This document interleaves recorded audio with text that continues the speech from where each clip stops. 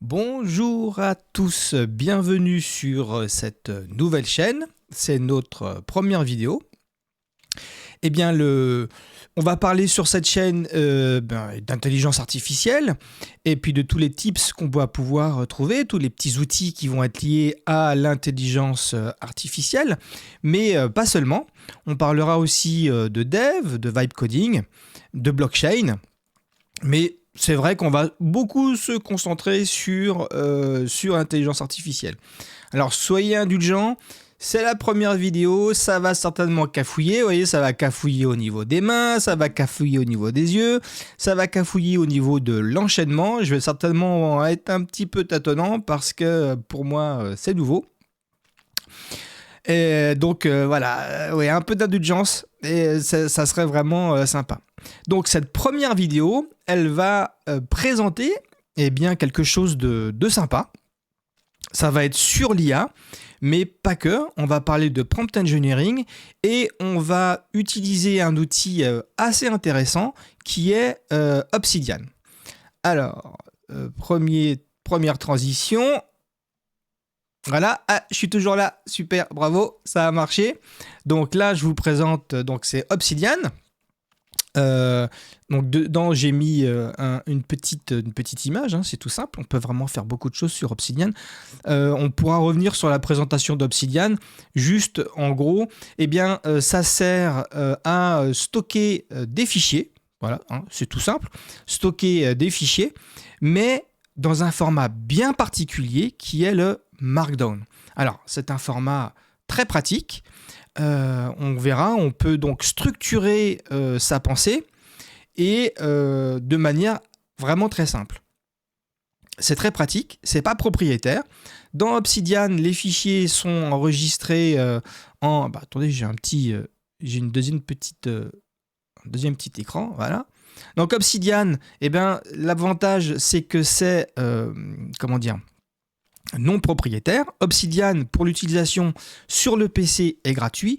Il est payant si vous voulez utiliser leur cloud, mais si pour l'utilisation sur le PC, c'est gratuit. Donc c'est vraiment très bien.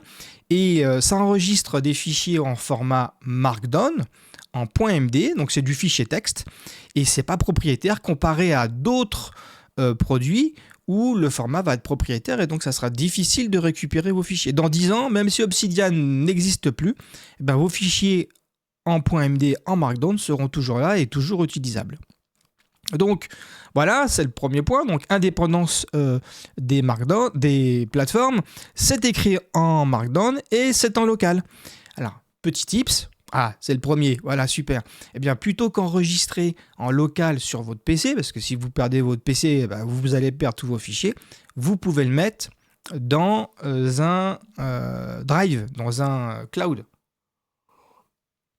Vous pouvez utiliser par exemple Dropbox, vous pouvez utiliser Drive, vous pouvez utiliser Google Drive. Pour l'instant, par exemple, moi, mon Obsidian, il est stocké dans Drive. Donc, c'est en local, puisque avec l'appli Drive, on peut le mettre en local, mais c'est enregistré sur le cloud, ce qui fait que j'y ai accès partout, sans payer, et que c'est sauvegardé, même si je perds mon PC, même si j'ai un virus ou une attaque, je ne perds pas mes fichiers, ce qui est quand même un gros avantage.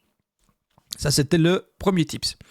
Le deuxième tips, c'est en Markdown. J'ai dû le dire au moins 50 fois, ça. Mais qu'est-ce qui va être pratique dans le Markdown? Là, typiquement, pour ce qu'on veut faire au niveau de l'IA, c'est que l'IA comprend très bien le Markdown.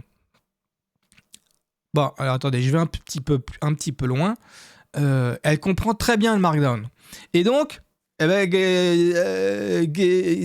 si elle comprend le Markdown et ici en Obsidian on peut écrire en Markdown, le résultat c'est quoi? Ça nous permet de stocker nos prompts directement dans Obsidian. Je vous montre. Donc moi typiquement, tous mes prompts, ils sont, je vais les trouver, ils sont ici et en fait ils sont stockés au format Markdown. Donc là où c'est très très bien, c'est qu'on fait des prompts, on peut faire des prompts extrêmement compliqués avec beaucoup de contexte, avec beaucoup de détails, et le format Markdown aide l'IA à comprendre. Voilà. Bon, c'était le petit point sur le prompt. Donc Obsidian, on l'utilise pour stocker et pour écrire ses prompts. Donc là, c'est vraiment extrêmement pratique. Je reviens sur ma petite présentation. Voilà. Voilà. Alors, on va parler un petit peu maintenant du prompt engineering. Pourquoi c'est si important le prompt engineering? Eh bien, on pourrait penser qu'avec le temps qui passe et avec l'augmentation des capacités des IA, eh bien, on n'aurait plus vraiment besoin de faire du prompt engineering. Que nenni! Que nenni, attention! C'est une grave erreur. En fait, pourquoi? Le corpus d'entraînement des IA est de plus en plus grand. Donc, on pourrait penser que si on veut quelque chose de précis, il est assez facile d'appréhender qu'il va falloir fournir quelque chose de précis. En fait, quand vous aviez au début du deep learning des IA qui étaient spécifiques dans une seule tâche, ben finalement, le prompt, il était assez, enfin je dis pas aisé, mais il était assez facile dans le sens où, puisque l'IA ne faisait qu'une tâche, eh bien, ce qu'on pouvait demander ne pouvait ne toucher que cette tâche. Maintenant, l'IA, elle est capable de faire énormément de choses. Elle est capable de vous donner des conseils en médecine, elle est capable de vous aider à la rédaction, de faire des présentations, de faire du code. C'est pour ça qu'aujourd'hui, qu'est-ce qu'elle fout maman là-haut? Aujourd'hui, eh bien, il faut vraiment donner du contexte, des objectifs, il faut donner vraiment plein de choses à l'IA pour qu'elle puisse, c'est un peu comme un entonnoir en fait, vous donner une réponse à la fois précise, rapide, sans avoir besoin de faire 10, 15, 20 prompts pour arriver à un résultat correct. Donc, le prompt engineering est capital. Et avec Obsidian, eh bien, on peut facilement écrire des prompts. Donc, vous voyez où je veux en venir. Donc, on va commencer par une petite démo où on va prendre un fichier Obsidian et on va écrire un prompt. Bon, alors, je ne vais pas le faire pour de vrai parce que maintenant, j'ai trouvé une autre façon de faire beaucoup plus rapide. Donc, on va aller dans prompt. On va faire nouvelle note. Bon, alors, vous voyez que quand je fais une nouvelle note de prompt, j'ai un modèle spécifique. Ok ? Bon, on y reviendra plus tard, ça. On va enlever tout ça. Et on va comprendre déjà pourquoi utiliser Obsidian pour écrire des prompts. Eh ben, c'est super pratique. Donc, premier point, le Markdown. Alors, le Markdown, en fait, c'est tout simple. On va utiliser pour les titres, pour tout ça, des petits trucs comme ça. Par exemple, ça veut dire que c'est un titre 1. Bah, voilà, c'est quand même pas difficile. Hein. Donc, on peut voir ici que j'ai installé donc un plugin, Obsidian. Je vais vous le montrer, oui, c'est vrai. On va commencer par ça peut-être. Donc, avec Obsidian, vous pouvez, dans Modules complémentaires, installer plein de plugins. Donc, vous voyez, il y en a vraiment... il y en a un paquet. Hein. Obsidian, à l'origine, c'est pour faire du...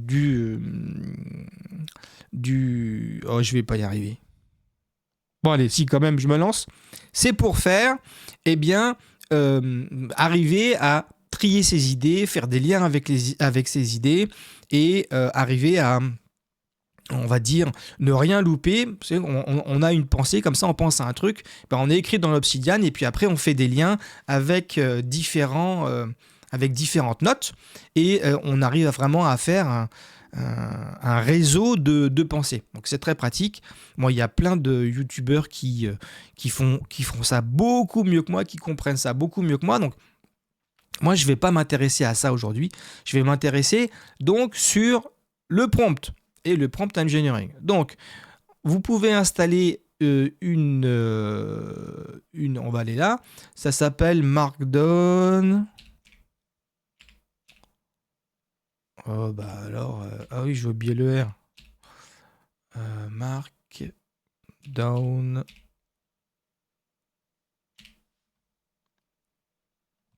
Ça s'appelle Markdown Formatting Assistant. Waouh, j'y suis arrivé, j'ai retrouvé. Donc, vous l'installez tout simplement. Après, vous l'avez ici. Vous voyez, un petit truc, ouais. Open Markdown Formatting Assistant. Et ça se met à droite. Et en fait, bah pour écrire du Markdown, vous avez ici, c'est vraiment pas difficile, les titres 1, les titres 2, les titres 3, les titres 4, les titres 5, les titres 6. Les titres. Donc en fait, les titres, bah, vous allez mettre un H1 et puis par exemple, prompt sur faire un site web. Voilà.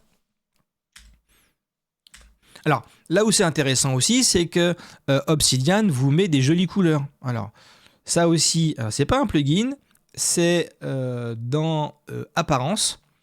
Et puis, vous pouvez aller rechercher des thèmes en faisant ici. Et là, vous avez plein de thèmes qui, en fonction de vos goûts et les couleurs que vous aimez bien, ben vous allez pas choisir un thème qui va mettre en couleur le Markdown. C'est joli, c'est pratique.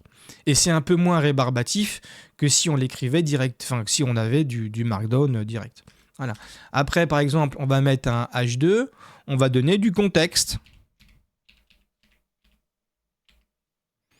Voilà.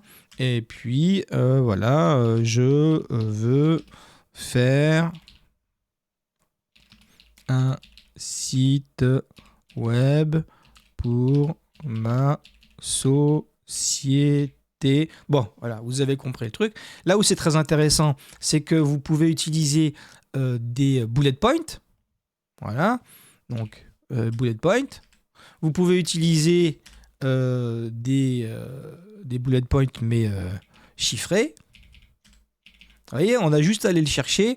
Vous pouvez rajouter du code. Le code, c'est ça. Et là, on va mettre data view. Et puis après, bon, on s'en fout. On va rien mettre du tout. C'est juste pour montrer. Voilà, il dit. Alors, là où en plus c'est très intéressant, c'est que à l'intérieur d'Obsidian, eh bien, vous pouvez rajouter du code et ce code est interprété. Alors, on va le voir typiquement sur ma petite présentation qui est là. Vous voyez, là, c'est l'IA qui m'a fait ça. Il m'a mis des jolis graphiques. Et ces graphiques, en fait, c'est du Mermaid. C'est du code et qui est ensuite interprété par Obsidian. Vous voyez, c'est quand même assez puissant. Bon, on ne va pas donner du code aux IA. Là, on revient donc sur notre petit prompt qui est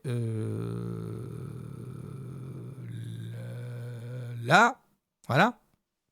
Donc on revient là-dessus. Et puis, donc vous pouvez donc rajouter comme ça, mettre des éléments en gras. Voilà. Donc vous voyez que le langage Markdown est très très simple.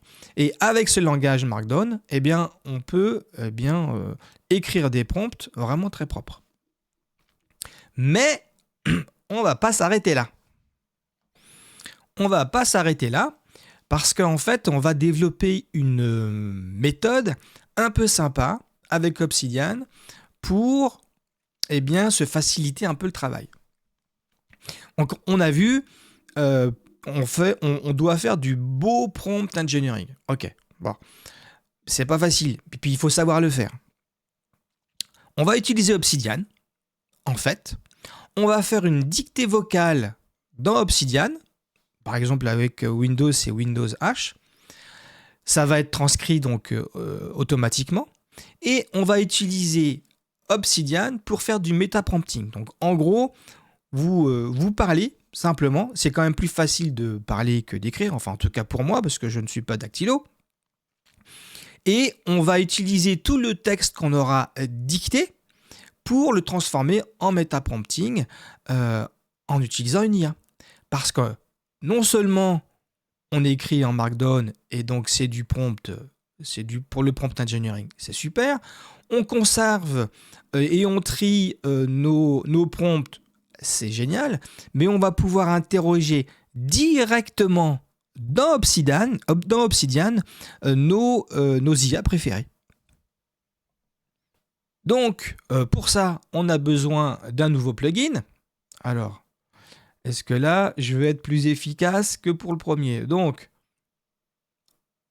on va dans les paramètres, module complémentaire, on va parcourir et on va chercher un module qui s'appelle Tars. Waouh, voilà, bon, moi il est déjà installé.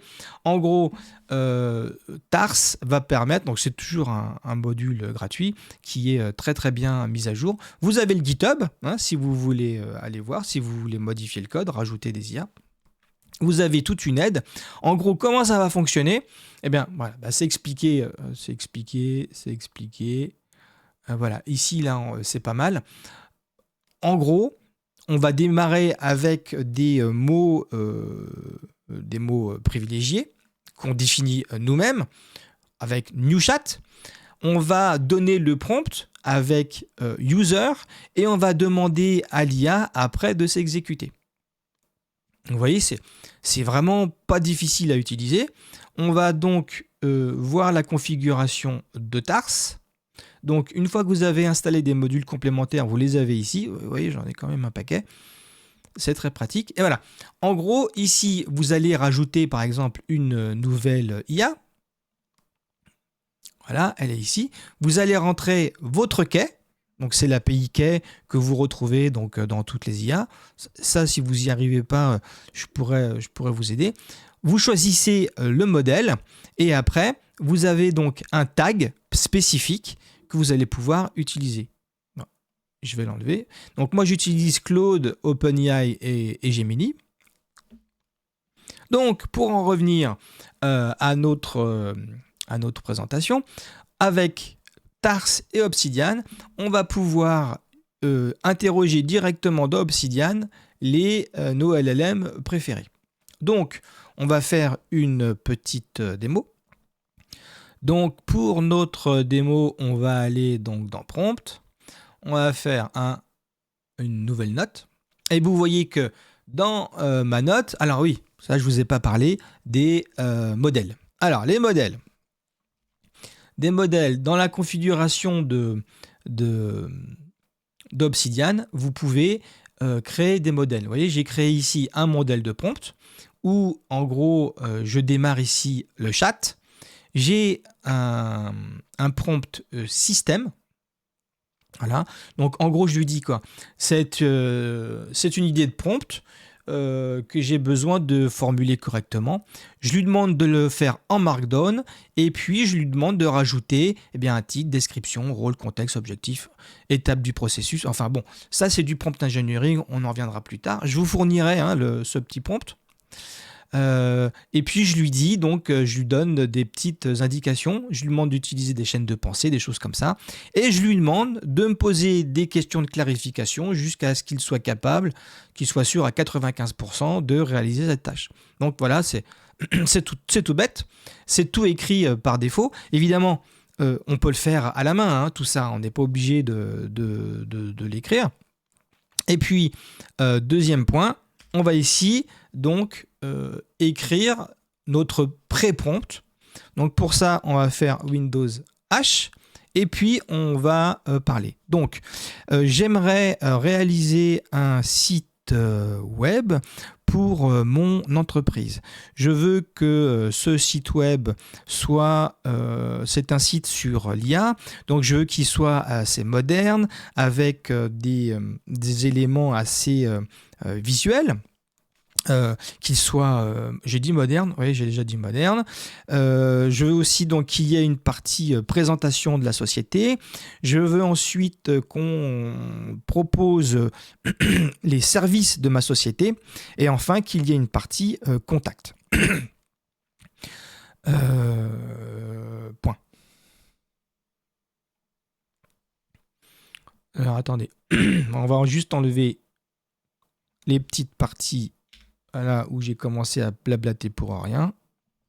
Bon, évidemment, c'est plus intéressant d'en mettre une tartine. Parce que plus vous allez donner de contexte, plus vous allez donner de donner à l'IA, plus ça va être intéressant. Juste pour vous montrer, voilà, typiquement pour la réalisation d'une vidéo, celle que je suis en train de faire, voilà, je lui ai blablaté comme ça un gros paquet.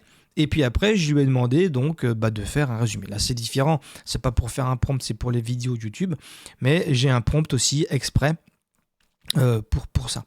Donc, pour en revenir à notre petit essai, c'est pas celui-là, c'est pas celui-là, c'est pas celui-là, je l'ai perdu. Voilà, donc je reprends. On va donc à ce moment-là appeler Claude. Donc pour ça, le petit schmilblick, on écrit Claude, espace, et là il propose donc l'IA. On va essayer de faire. Voilà, et là il me pose des questions de clarification auxquelles je vais répondre avec le user, tout simplement. Donc, on va copier toutes ces questions. Donc, vous voyez, tout est en Markdown, donc c'est très pratique. Voilà, on fait donc une partie user, pof, 2 points. Et là, on va répondre aux questions tranquillement. Voilà, donc j'ai répondu à ces questions. J'ai dit que ma société s'appelle Sort du Labyrinthe, que c'est une société de conseil en informatique. Je lui ai dit que je voulais que du HTML, CSS, JavaScript et que ça tienne tout en un seul fichier index HTML. J'ai dit ton sombre avec des couleurs violet et doré. Je lui ai dit pas de contraintes. Et puis j'ai dit que c'était pour le mettre sur le site DeepSeek. Voilà. Et puis on va utiliser donc à nouveau Claude. Si j'arrive à écrire avec mes gros doigts. Et puis on lance. Vous voyez, donc là, c'est Claude, c'est donc 3.7 sonnet, qui répond et qui va donner le prompt. Donc on va écrire un prompt comme ça, voilà, c'est pas évident. Évidemment, ce prompt, on peut il choisit même les couleurs. On peut le retravailler. Bon, là, je ne vais pas m'embêter. Je vais juste le prendre et l'envoyer sur DeepSeek. Donc, je vais copier tout le prompt. Donc, il est en Markdown. Hein, voilà. C'est super pratique. On va faire un petit copier-coller. Oh, si j'y arrive, je suis désolé, c'est long. Je vous fais une chanson peut-être. Mais qu'est-ce que c'est long. Bon, voilà, c'est bon, on y est arrivé. On va faire CTRL-C. On va se mettre sur l'autre écran. Voilà, super, ça marche. Alléluia. Tac, voilà. Et puis, on va donc donner ce prompt à l'IA. Et c'est parti. Bon, là aussi, ça va être un petit peu long. Hein. On va le laisser travailler tranquillement. Je vous montre juste en direct ce que ça a fait, hein, parce que c'est quand même... c'est chatoyant. Hein. Faut quand même... quand on est codeur et quand on voit ça... Bon, c'est pas toujours parfait, hein, évidemment, mais c'est quand même impressionnant. Bon, là, c'est moche. Je vais couper et puis... on va le laisser travailler comme ça tranquillement. Je vous dirai combien de temps ça a pris, mais à mon avis, il y en a pour 2 minutes, pas plus. Pendant qu'il travaille, on va quand même regarder un petit peu ce qu'il nous a écrit. Vous voyez, ça bosse. Hein. Voilà, donc en gros, qu'est-ce qu'il a fait? Donc, il est quand même allé assez loin. Hein. Donc il a donné du contexte, des objectifs, le site web, il a donné des contraintes, voilà, les contraintes techniques, de couleurs et les animations et tout ça. Il a donné en résultat attendu donc l'entête, la section présentation, c'est pas mal ça, service, le contact et le footer avec les mentions légales, et puis avec des exemples. Et il a fourni en plus tous les tons qu'il faut utiliser. Donc voilà, c'est le travail de Claude hein, qui est vraiment très très fort pour tout ce qui est code, mais également pour écrire des prompts pour le code. Bon, c'est un cas un petit peu particulier, hein, évidemment, puisque voilà, écrire, ça c'est pour l'écriture du code, mais on verra plus tard dans d'autres vidéos, eh bien, des cas pour autre chose, comme des présentations ou pour faire des recherches bibliographiques ou des choses comme ça. Mais on voit qu'en tout cas, juste à partir quand même d'un mini prompt, et puis de quelques questions répondues, la qualité du prompt est quand même assez intéressante. Alors voilà, ça y est, il a terminé. Ça a pris un petit peu plus que 4 minutes. Voilà, je vous montre. Ah, c'est pas mal, hein. Moi, la photo de départ est à changer, c'est vraiment moche. Donc, vous avez ici tout le code. Donc, c'est un one-pager, donc c'est vraiment très pratique. C'est tout écrit en CSS, JavaScript. C'est pas du code compliqué, c'est vraiment pas tordu. Et puis, alors, voyons voir ce qu'il a fait. Bah, c'est pas mal, hein, c'est joli. Est-ce qu'on peut un petit peu... voilà, on va agrandir comme ça.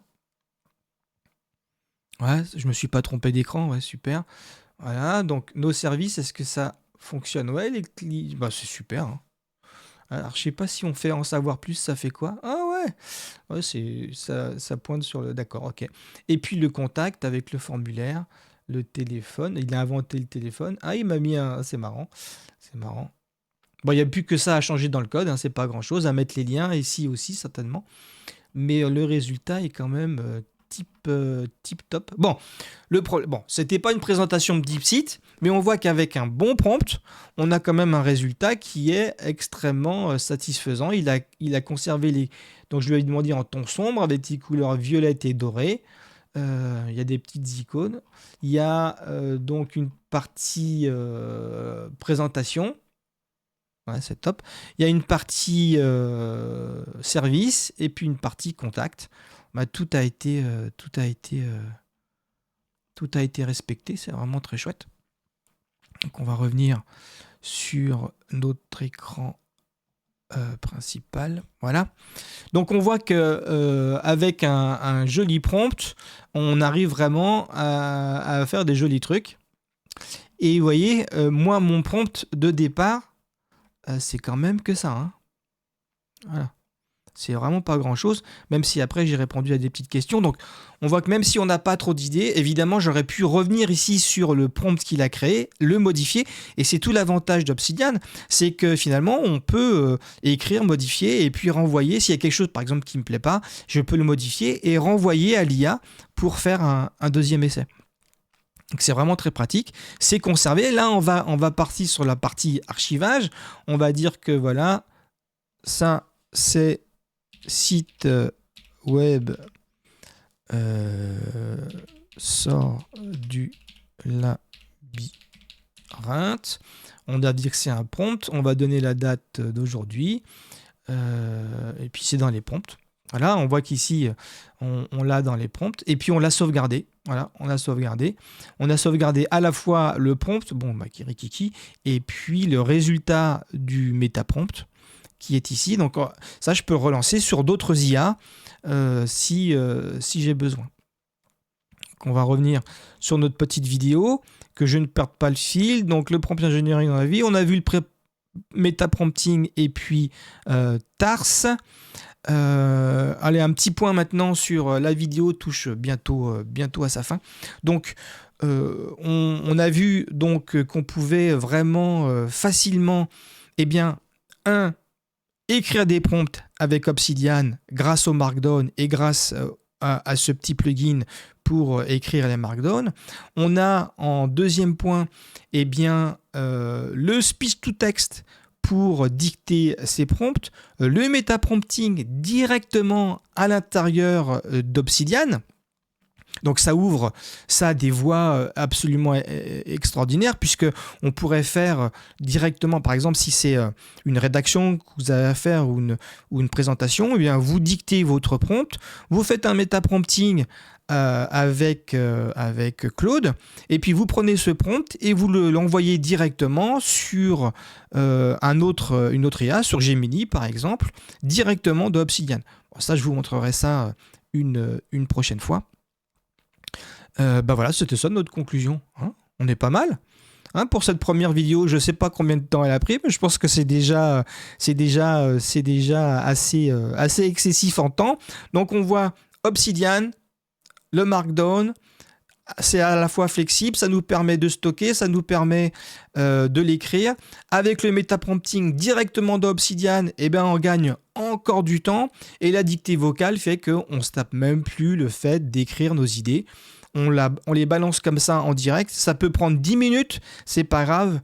Un IA comme Claude ou comme Gemini ou comme ChatGPT sont tout à fait capable de prendre comme ça 10 minutes de texte de parlotte et d'en tirer quelque chose de tout à fait intéressant.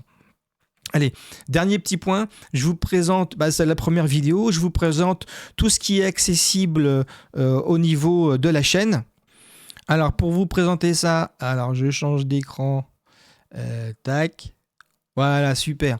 Donc, vous avez déjà un blog, donc vous l'aurez en bas, hein, en description, un blog où vous allez avoir typiquement tout ce que je vous ai présenté ici, mais d'un point de vue, on va dire, écrit. Ça peut-être pas mal, c'est pour aller comprendre toutes les idées.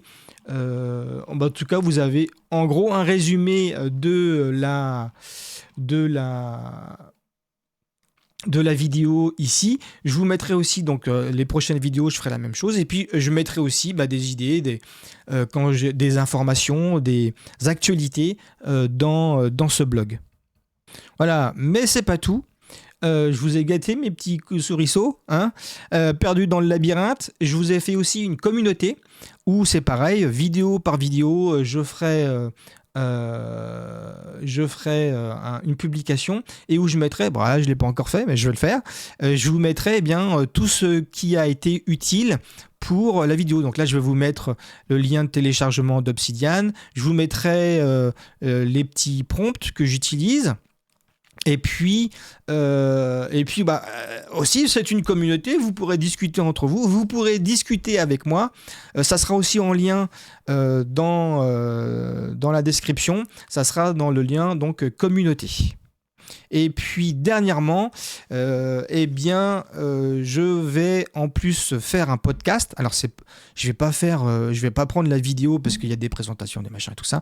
Je vous ai fait un petit résumé avec Notebook-LM. Ça tient en 4 minutes. Si vous avez la flemme de regarder toute la vidéo, alors c'est moins, il y a moins de choses hein, évidemment, mais sincèrement, quand j'ai écouté les résultats, c'est encore plus clair que ce que je dis, c'est encore plus résumé, plus synthétique, et quelque part, c'est peut-être encore plus compréhensible que ce que je fais moi. Donc, vous voyez, vous avez donc vous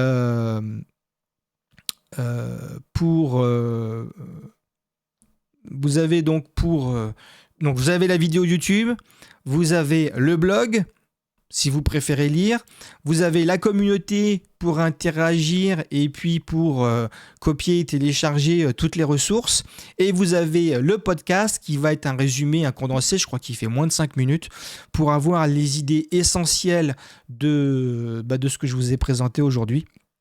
Voilà, donc voilà, c'était ma première vidéo, c'était peut-être un petit peu... pour certains, ça va être... il est chiant, il est lourd, il bouge dans tous les sens, ses mains, elles montent, elles descendent. Ah bon, voilà, c'est la première. Soyez indulgents, je vous le redemande encore. Et puis testez. Hein, si on veut sortir du labyrinthe, mes petits souriceaux, il faut tester, il faut le faire soi-même. Et là, tout ce que je vous propose, c'est du gratos. Donc, n'hésitez pas, reprenez la vidéo, vous installez Obsidian, vous faites vos petits tests à côté. Je vais vous mettre alors